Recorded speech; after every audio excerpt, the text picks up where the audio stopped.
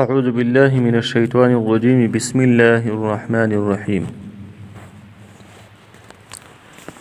السلام عليكم ورحمة الله وبركاته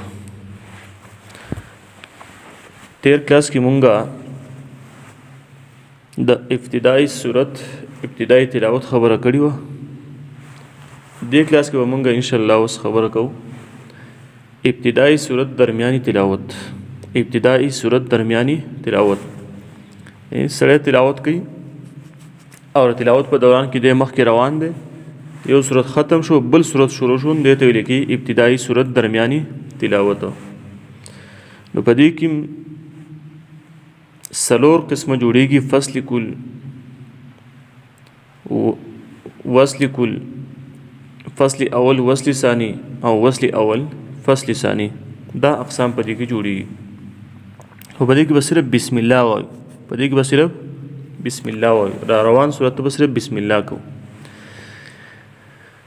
فصل کل دې ته وایي چې اولی صورت سړی ختم کړي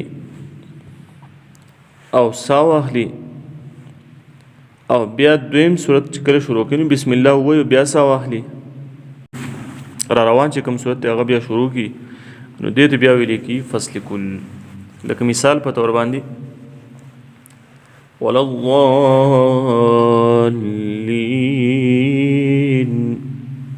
سا به واخلي بیا بسم الله وکړي، بسم الله الرحمن الرحیم، بیا به سا واخلي الف لام میم.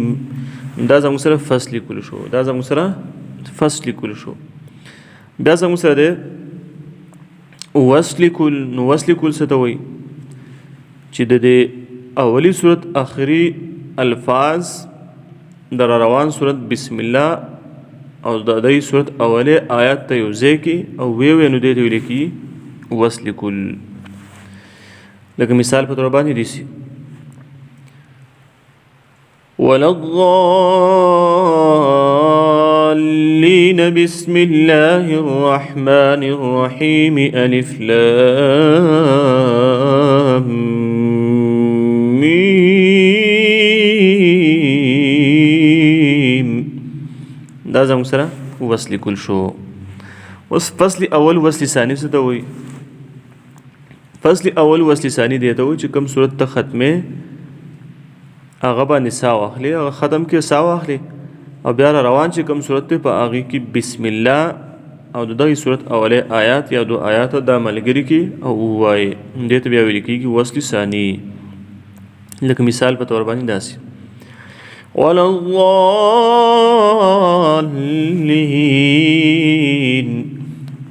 دلته به سا واخلي وقف دې وکړو بسم الله الرحمن الرحیم الف لام میم. دا وصل ثانی شو. نو فصل اول وصل ثانی په دې صورت کې وشو. بیا زموږ سره دی وصل اول فصل ثانی. نو وصل اول فصل ثانی دی ته وایي چې د آخري صورت د دې صورت آخري الفاظ ته د یو بل سره یو ځای کې د آخري الفاظ او د روان صورت بسم الله د یو بل سره یو ځای کې بیا روان صورت ووایي. خو دا صورت دا ناجایز دی، دا صورت دا ناجایز دی ځکه چې په دې کې د بسم الله تعلق عملا د اولی صورت سره جوړیږي، کوم صورت چې ختمیږي د هغه سره جوړیږي او د روان نوی صورت نه د هغې تعلق ختمیږي، حالانکې دا بسم الله را روان نوی صورت ته لیکلی شوي ده. د دې وجې نه دا صورت چې کوم دی په دې کې دا ناجایز دی، دا صورت په دې کې ناجایز دی. اوس یو سړی صورت ختم کو، مثال په طور باندې سورې انفال د ختم کو او په منځ کې سورې توبه شروع شوه، نو سورې توبه کې بیا څه کوي؟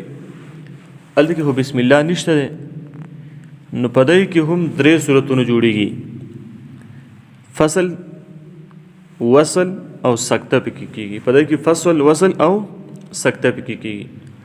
لکه مثال په طور باندې ان الله بكل شيء عليم، وقف بوکي براءة من الله ورسوله. دا زموږ سره فصل شو. وصل سشته ویل کیږي ان الله بكل شيء عليم براءة من الله دا وصل شو. سکته څه ته ویل کیږي چې تاسو به د سورې انفال د اخري آیات دا به وې आवाज به کټ کې حساب نه کټ کې او ډایرک به بیا سورې براءت سورې توبه شروع کی. لکه مثال په تور باندې داسي ان الله بكل شيء عليم براءة من الله ورسوله دته ویل کی سکتا دته ویل کی سکتا.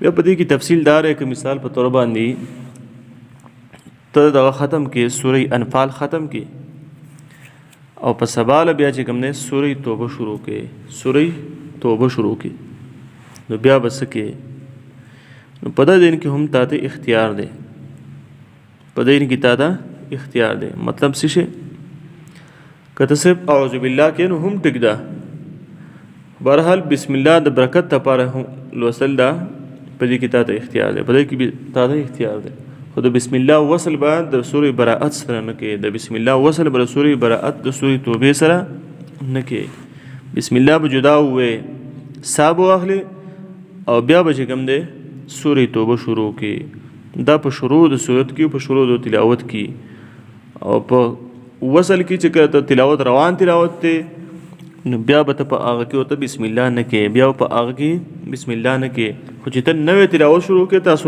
انفال ختم کړو په سباله بیا چې کوم دی سورې توبه شروع کې نو په هغه کې بیا په بسم الله لوستلو کې تاسو اختیار دی البته اعوذ بالله بخما خوای اعوذ بالله بخما خوای. الله تعالی دې په دې سبق باندې موږ ته د پوهې د عمل کولو توفیق را نصیب کړي. واخر دعوانا الحمد لله رب العالمین.